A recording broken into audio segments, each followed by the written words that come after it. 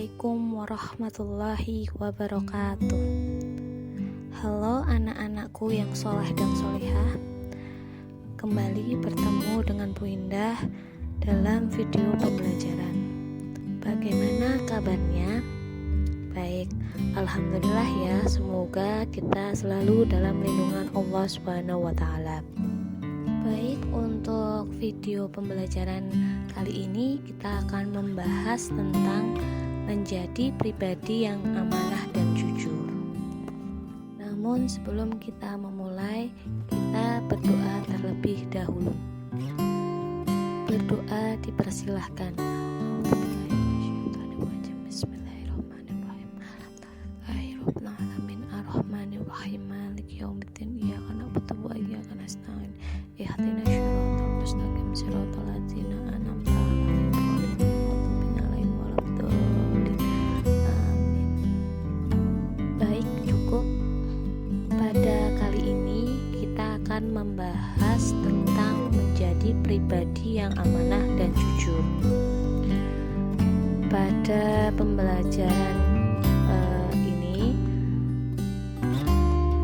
tujuan pembelajaran pada materi ini yang pertama yaitu menjelaskan pengertian sikap amanah dan jujur, cara berperilaku amanah dan jujur, serta menunjukkan contoh perilaku amanah dan jujur dalam kehidupan sehari-hari dengan baik, serta meyakini bahwa Allah Maha Mengetahui sehingga memiliki sikap jujur dan bertanggung jawab.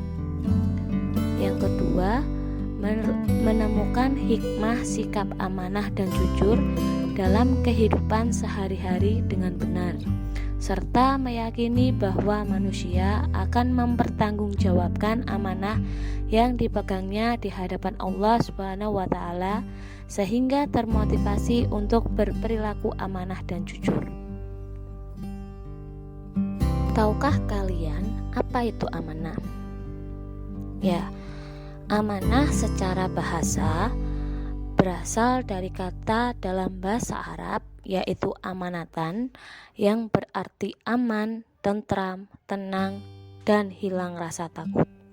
Sementara dalam bahasa Indonesia, amanah diartikan sebagai sesuatu yang dititipkan kepada orang lain, keamanan dan ketentraman, dan dapat dipercaya. Sedangkan secara istilah, amanah berarti pemenuhan hak-hak oleh manusia, baik terhadap Allah Subhanahu wa Ta'ala, orang lain, maupun dirinya sendiri, dan bertanggung jawab terhadap kepercayaan yang diterimanya untuk dilaksanakan dengan sebaik-baiknya. Amanah lebih menitik beratkan pada tanggung jawab serta kepercayaan yang harus dijaga, dilaksanakan, dan dipertanggungjawabkan kepada pemberi amanah. Dalam Quran surat An-Nisa ayat 58, Allah berfirman, Bismillahirrahmanirrahim.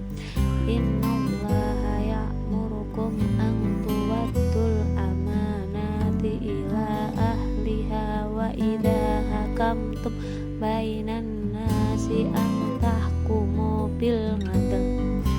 Innallaha ni'ma ya'idukum bi. Innallaha kana sami'an basyira. Yang artinya, sungguh Allah menyuruhmu menyampaikan amanat kepada yang berhak menerimanya. Dan apabila kamu menetapkan hukum di antara manusia, hendaknya kamu menetapkannya dengan adil. Sungguh Allah sebaik-baik yang memberi pengajaran kepadamu. Sungguh Allah Maha Mendengar, Maha Melihat. Amanah dibagi menjadi 3. Yang pertama yaitu amanah kepada Allah. Amanah yang dimaksudkan di sini adalah tugas-tugas keagamaan yang menjadi tanggung jawab manusia. Tugas keagamaan yang dimaksudkan berhubungan dengan tujuan diciptakannya manusia itu sendiri, yaitu untuk beribadah kepada Allah. ibadah bisa dalam bentuk ibadah khusus, mahdhah, seperti sholat, puasa, dan haji. Ibadah juga bisa berbentuk umum atau ghairu mahdhah, seperti mencari ilmu, bekerja, berbisnis, dan lain sebagainya yang diniatkan sebagai ibadah kepada Allah Subhanahu wa Ta'ala. Amanah yang kedua yaitu amanah terhadap diri sendiri. Amanah kepada diri sendiri adalah tanggung jawab terhadap segala nikmat yang ada dalam diri manusia yang berguna bagi dirinya. Contoh pelaksanaan amanah terhadap sendiri diantaranya adalah menjaga kesehatan. Kesehatan adalah amanah yang diberikan oleh Allah Subhanahu wa Ta'ala. Karenanya, kesehatan itu harus dijaga dan digunakan untuk sesuatu yang bermanfaat. Dan amanah yang terakhir yaitu amanah terhadap orang lain.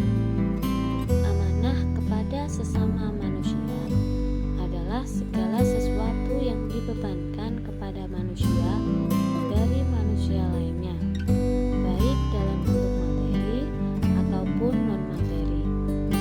Amanah yang berbentuk materi, misalnya menitipkan benda atau harta kepada seseorang, seperti memberi pinjaman, utang, atau lainnya. Orang yang diberi pinjaman atau hutang harus menjaga amanah yang diberikan orang lain. Sementara amanah yang berbentuk non-materi, misalnya jabatan atau kepercayaan yang diberikan oleh orang kepada diri seseorang.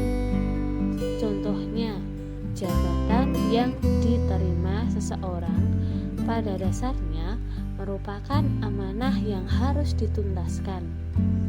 Seseorang yang mengemban jabatan tertentu, ia berkewajiban untuk memenuhi tugas dan tanggung jawab jabatan yang diembannya.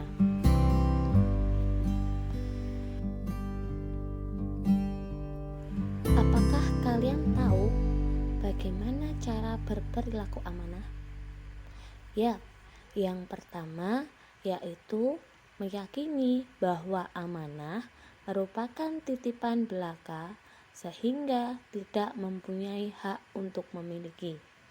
Yang kedua, menyadari bahwa setiap amanah harus dipertanggungjawabkan, baik di dunia maupun di akhirat. Yang ketiga, menjaga amanah yang diberikan sebaik-baiknya agar tidak rusak atau berkurang nilainya. Dan yang terakhir yaitu melaksanakan amanah sebaik-baiknya sesuai dengan tujuan. Kalian tahu apakah manfaat kita berperilaku amanah? Ya, yang pertama, manfaat kita berperilaku amanah yaitu mendapatkan kepercayaan dari orang lain. Yang kedua, terhindar dari keburukan dan fitnah. Yang ketiga, mendapatkan perhatian dan penilaian positif dari semua pihak.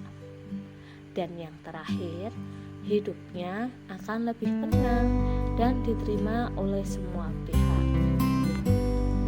Itu tadi merupakan hikmah perilaku amanah. Nah, selain amanah, pada pembelajaran kali ini kita juga akan membahas tentang jujur. Apakah ada yang tahu apa itu jujur? Ya, jujur secara bahasa dalam bahasa Indonesia berarti lurus hati, tidak bohong dan tidak curang. Sedangkan dalam bahasa Arab, jujur berasal dari kata sidik yang artinya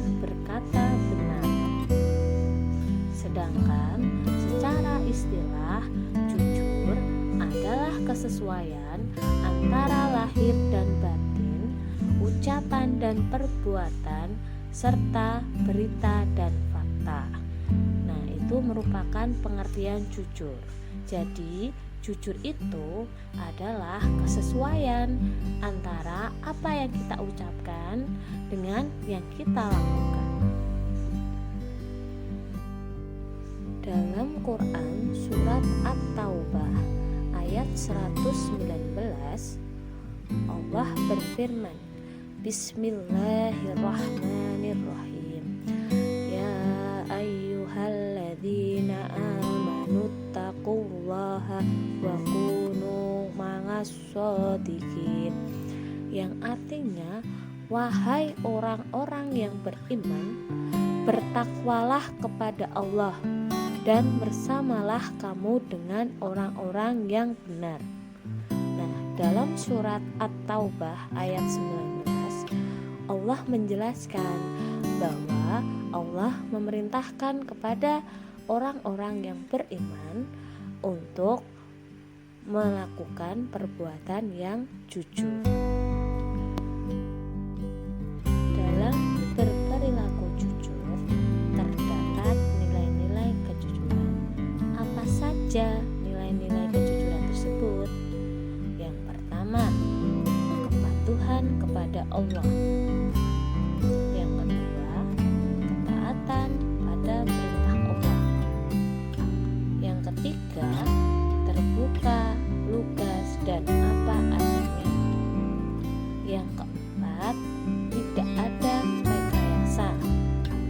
Dan yang terakhir yaitu amanah dan ikhlas, dan setia terhadap kebenaran. Nah, bagaimana cara menerapkan nilai kejujuran dalam kehidupan sehari-hari? Yaitu dengan cara yang pertama, menerapkan kejujuran kepada Allah, yaitu melakukan kebaikan semata-mata karena Allah dan menghindari larangannya juga karena Allah. Yang kedua, penerapan kejujuran pada diri sendiri dengan cara menerima keadaan diri apa adanya. Yang ketiga, yaitu penerapan kejujuran di lingkungan keluarga dengan cara bersikap dan bertutur kata sehingga tidak ada kebohongan di antara keluarga. Yang terakhir yaitu penerapan kejujuran di masyarakat. Jika kejujuran dapat diwujudkan dalam kehidupan masyarakat, akan tercipta kehidupan yang damai dan sejahtera.